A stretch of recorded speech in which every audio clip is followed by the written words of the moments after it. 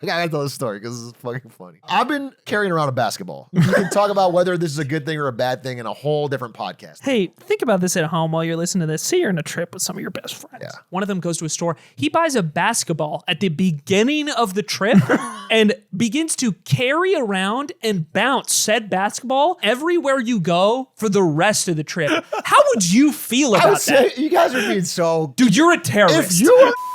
Here's where the basketball comes into play. We are waiting for our second train. I walk away from the group. I'm drilling the basketball. So a guy strolls up in an outfit that even our interpreter has not seen. This is not a normal station outfit. He is wearing like a military colonel's hat. He's also tall. He's tall. He's like And he 6'5". has an extremely stern face, like a naturally resting stern face. He walks up to me like confidently and points at, turns out not my basketball, but it looks like he's pointing right at my basketball. And then he points over to the where area.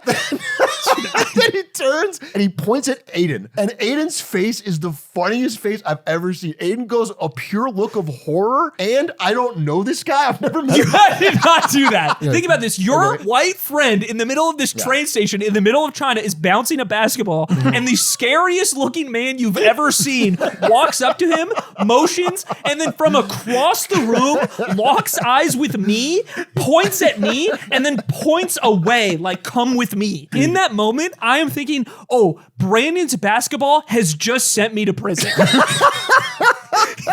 I'm also kind of freaking out because this guy's face is not, I smile at him like, hey, what's up?